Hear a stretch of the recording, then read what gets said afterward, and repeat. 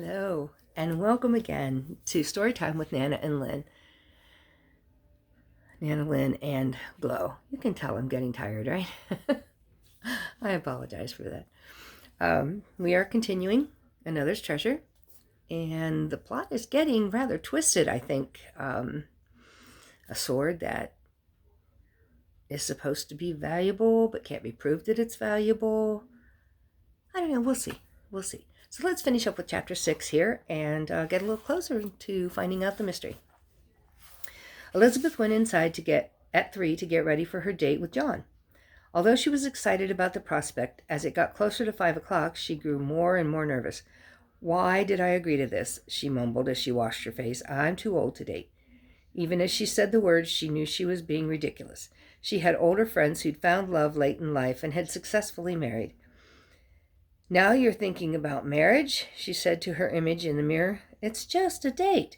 Maybe he won't even like you. Maybe you won't like him." She jumped up when she heard a voice behind her.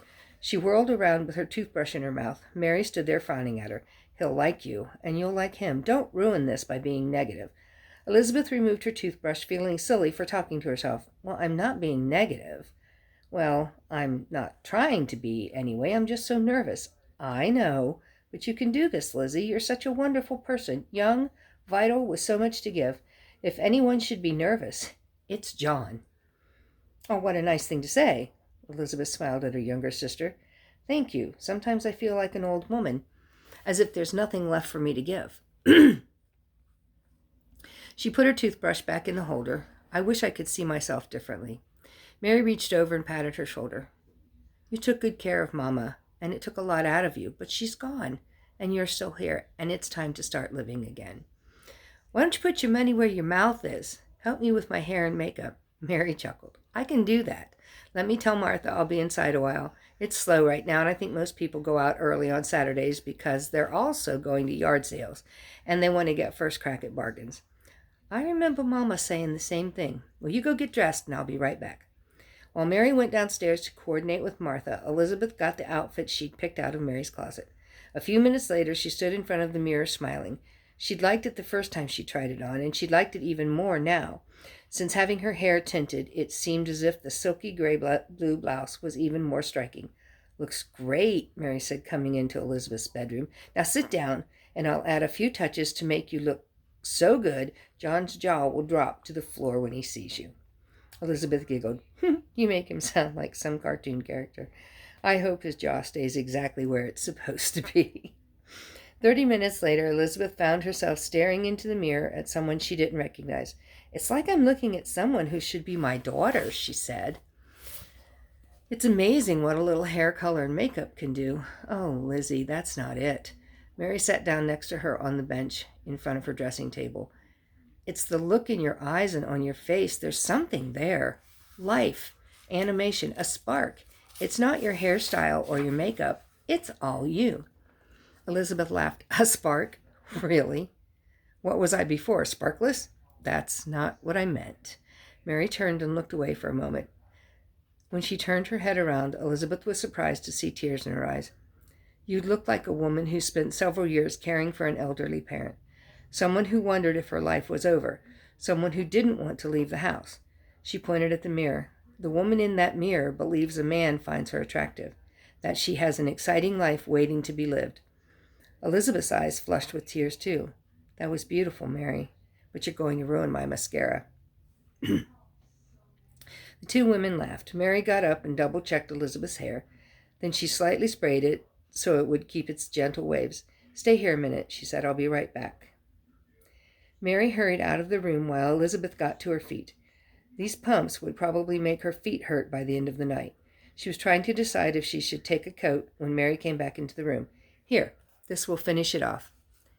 She handed Elizabeth some lovely silver dangly earrings. Elizabeth put them on and was thrilled to see how well they matched the blouse. "You don't need a necklace with this blouse, but this tennis bracelet will look nice."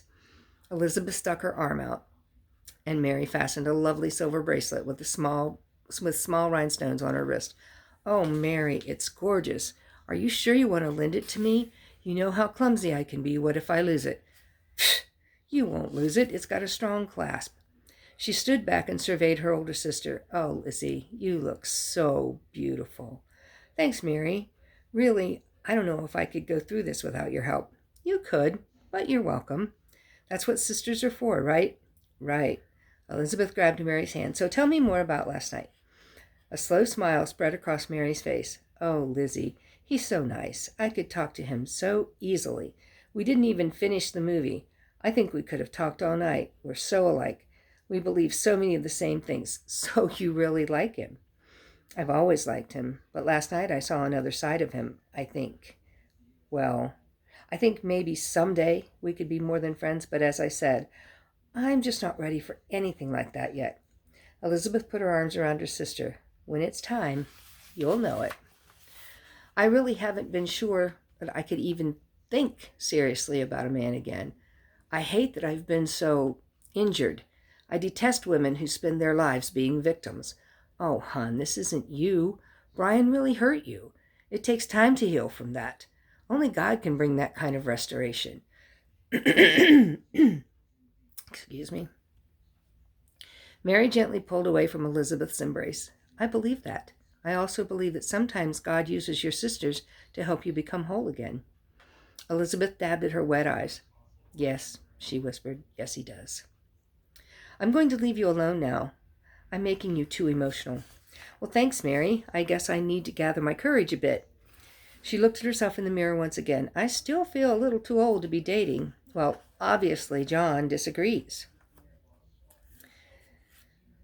He sees something special in you. Elizabeth turned around to smile at her. You know what? You're right. Maybe this old mare ain't what she used to be, but obviously she's still got a little something going on. Mary laughed. Yes, she does. You'll be fine, Lizzie. Just be yourself. Mary left the room, closing the door behind her. Elizabeth sat down in front of her dressing table again.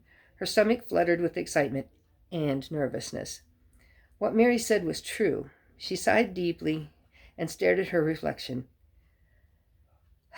You can do this, Lizzie, she said softly. If things don't work out with John, it's okay.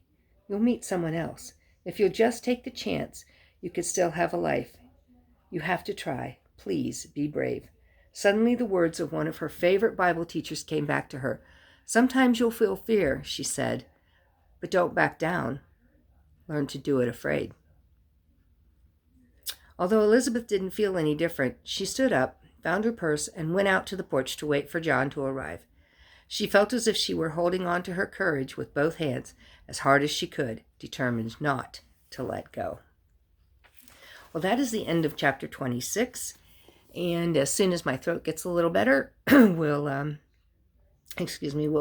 try to get some more up. I'm trying to get this done before my throat gives up entirely. And I have to wait and keep everybody waiting on what we're doing. I think we have about seven or eight more chapters to go, which is not too bad. If I just space it out through the day, I'll be fine. So anyway, I guess we'll see you in the next video, and we will see how the date goes and see if we can find out what about the treasure and all of that. And let's go. We'll see you in the next video. Bye-bye.